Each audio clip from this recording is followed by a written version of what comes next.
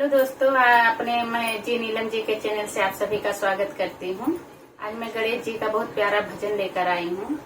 अगर मेरा गाना कैसे लगा कमेंट में जरूर बताना और मेरे वीडियो को लाइक करना, चैनल को सब्सक्राइब करना। दोस्तों धन्यवाद।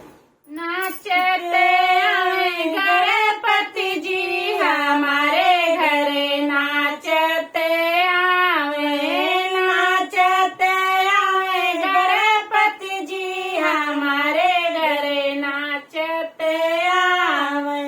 गरुड़े पे बैठी के विष्णु जी आए, गरुड़े पे बैठी के विष्णु जी आए। संग में लक्ष्मी माँ को लाए, संग में लक्ष्मी माँ को लाए।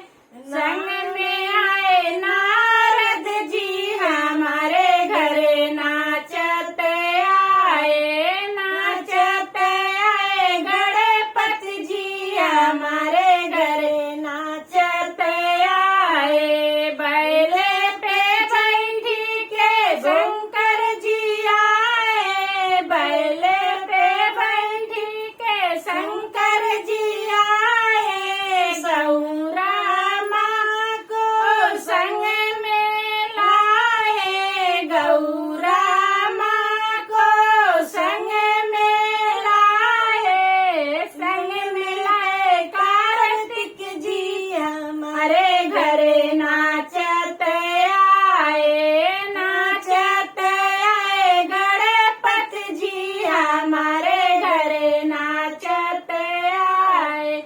रथ पे बैठी के रामा जी आए, रथ पे